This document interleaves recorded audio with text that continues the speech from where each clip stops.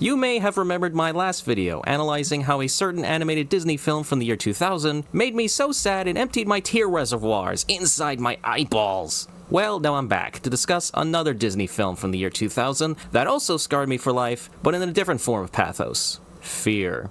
Dinosaur. Boy, talk about a movie that's been practically lost in time. Premiering in the turn of the century, this dino film was Disney's first non-Pixar related 3D animated feature made to capitalize on the dinosaur craze of the 90s, perpetrated by Jurassic Park. Unfortunately, it received extremely mixed reviews by audiences and critics, and it isn't talked about much compared to other kids' films that came out around the same time. But that doesn't mean it was bad. I actually believe it to be underrated. For example, Dinosaur's animation is pretty good, for the most part. Actually, it's not entirely CG. There's a ton of live action you see on screen. Yes, the dinosaurs are digital, but the filmmakers went outside, traveled around the world, and filmed on real-life locations. Moved rocks, moved trees, and even created real fire and explosions. These were all stitched together, populated by a bunch of CG dinos, and voila! Again, for a 25-year-old movie, this aged great. Makes me wish more movies adopted a photorealistic blend of CGI and live action.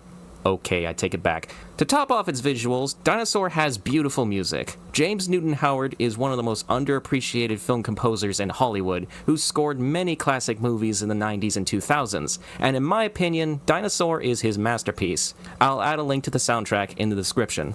However, presentation is not why I made this. You've seen the title of the video, you know the real reason. This movie scared the crap out of me as a kid.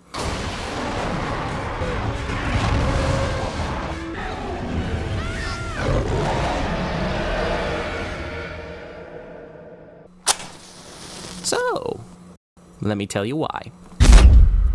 Let's start off with the antagonists of dinosaurs, the contours. As a kid, I thought they were T-Rexes with horns and itty-bitty arms. But as a matter of fact, they're actually a different breed of carnivorous chickens. They're not villains in the traditional sense of committing evil for the sake of evilness. They're animals. The dualistic concept of good and evil doesn't apply to them. All they want is eating food, dead or alive. In the opening, a naive baby dino wanders off into the woods and stands in the presence of a contour.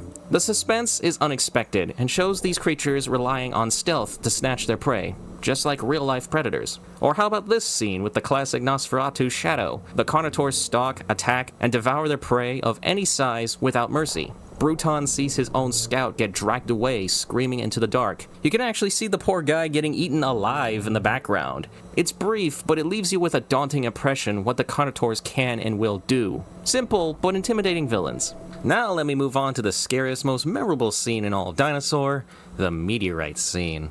It begins wholesomely with a courtship, a romantic time for young lemurs to get together and give flowers to one another, while their parents and the island-adopted dino protagonist Aladar sits back and watches them get frisky. Except for the blonde lemur named Zenny, who fails to find a girlfriend. Just like me. Afterwards, Cleo, the matriarch, addresses Prince Aladar, Alia Babwa, about being the only dinosaur on the island, who brushes off the whole thing and wishes to stay on the island for the rest of his life. Just then, like a cruel answer from the heavens, weird lights appear from above, attracting the attention and deadly curiosity of the island residents. As more whistle down from the sky, Cleo looks back at a flock of birds flying away and hears her dad say the classic ominous line, "Something's wrong." Cleo's motherly intuition kicks into gear, asking Aladar the whereabouts of her daughter, before everyone sees the source of all the strange lights. A meteor, a giant scorching rock, descends from space, landing in the ocean and explodes, forming a mushroom cloud. If you've seen the movie Oppenheimer, you'll know that, like the hydrogen bomb, the sound of an explosion that big is not instantaneous, but the sound comes to you, literally in waves as you see on the lower screen. Everyone gets knocked off their feet, the hearts of every children watching this pops out of their chest, as the meteor erupts into a shower of meteorites along with a cloud of fire. Cleo retrieves her daughter, Kairi from Kingdom Hearts, no seriously, that's Kairi from Kingdom Hearts, and tells Aladar, "Run, Aladar! Go, Johnny! Get out of there! Run, Barry, run!" Pandemonium ensues. Everyone runs for their lives, or in this case, leaping for their lives, as Aladar grabs his family and dashes all the way to the other side of the island, while dodging fireballs like he's a football player. While staring down a cliff, we cut back to where the courtship was held, where the tree gets uprooted by the fire cloud. Seriously, completely off the ground, roots and all. That's not easy to accomplish. Why am I so impressed over a tree getting pulled out of the earth? I don't know, why aren't you? Aladar and his monkey gang take a leap of faith, diving into the ocean seconds before the island is absorbed completely into fire. They wash ashore to nearby land, narrowly escaping this horrible extinction-level event with their lives as the sole survivors of their home island. Where do I begin with this scene? For a lesser-known Disney family film, this could be looked at as a brilliantly made horror scene. In addition, Dinosaur's meteor shower perfectly nails the structure of setup, build-up, and payoff. In this case, the meteor shower is the setup, the characters gazing at the sky unaware of the impending doom is the build-up, and the chaotic chase scene is the payoff. The first act perfectly pushes every button of suspense. The camera pays more attention to the reactions of the characters instead of the meteor shower. They're the ones who see lights off screen, amplifying our anxiety and imagination. Once everyone gets knocked down, Cleo starts yelling orders to run, creating a panic, and hears her own daughter screaming for help.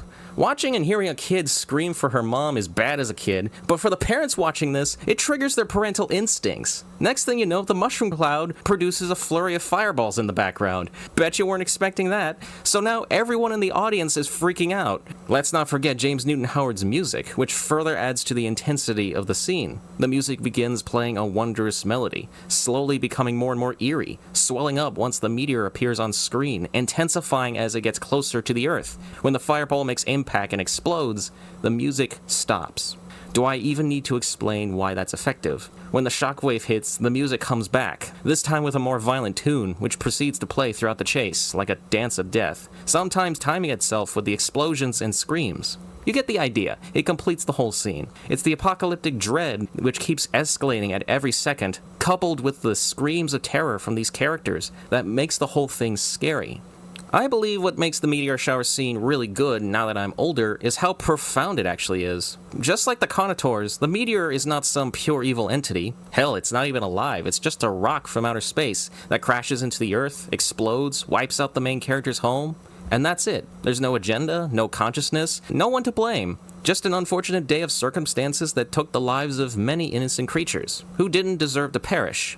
You know, now that I'm thinking about it, Aladar could have saved more lemurs. We saw in the courtship that he can easily carry around a dozen on his back. Had things played out differently, more would still be alive. Sadly, in the midst of mass panic in the heat of an ever-approaching natural force, Aladar reaches for the ones he cares about the most, his surrogate family and best friend, and is forced to leave the rest of the island inhabitants behind. While we're on the subject, let's play a game. Let's count all the lemurs that die from the meteor. Let's begin in the time skip and just assume every lemur we see on screen is an individual monkey. There's Kyrie's two girlfriends. There's the male and female lemurs in the courtship. The parents who are watching. The monkeys looking at the meteor shower. The lemurs beside Zenny. The lemurs watching the meteor. And then there's the lemurs running for their lives. Leaping for their lives. I see a dozen in the foreground. You can barely see a couple in the background. 3 leaping past Yar's epic fail. And then finally, I count 4 leaping to the bushes and getting caught in an explosion. Add them all together and you get 65 men, women, and children who get mercilessly vaporized in fire. Early 2000s Disney didn't give a fuck. But let's not get carried away. The aftermath is incredibly sad. 5 unfortunate souls who lost their home in a span of minutes. The island they were born in, a place they wish they could stay for the rest of their lives, lie in burning ruin by a powerful, unsympathetic force. Kyrie, who is a little girl, experiences death at a young age. Friends, neighbors, girls the same age as her, all gone in an instant. It's haunting to think that death can come at any moment. Not just for you, but everyone around you could just easily disappear at any moment. And Dinosaur depicts this sad fact without calling attention to itself. Scared and emotionally broken, Aladar and his family reluctantly leave their destroyed home with zero direction in a strange land covered in fire, with their only goal being survival. They don't have food, water, or even a destination. All they can do is walk and hope for a better tomorrow. Now, what happens in the next scene again? The rest of the movie is a little average. Not bad, but nothing special. At best, Dinosaur is a simple, enjoyable movie about the importance of hope. It's your choice, not your fate.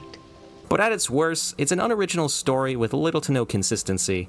I mean, Aladar as a protagonist is pretty flat. He's just painfully uninteresting and has little to no personal growth. It's stated early in the movie he doesn't like children. It's a shame you don't like kids. Nasty little vermin. Like a live streamer, yet he hangs out and plays with kids all throughout the movie with zero issue. By the time it's over and he starts a family of his own, there's no payoff. Like a YouTuber. Nevertheless, it's a memorable movie, and I recommend you check it out. A gracefully aged byproduct of a time when Disney had the guts to show children serious stuff by crafting a masterful scene of natural horror. And to those sensitive moviegoers out there who thought the movie crossed a line with its meteorite scene, know this. At least it's not as grim as the original script for Dinosaur. I mean, holy sh! Dinosaur King is what you wanna be, yeah. Dinosaur King is your destiny, yeah. Come on, make your move. Monkey.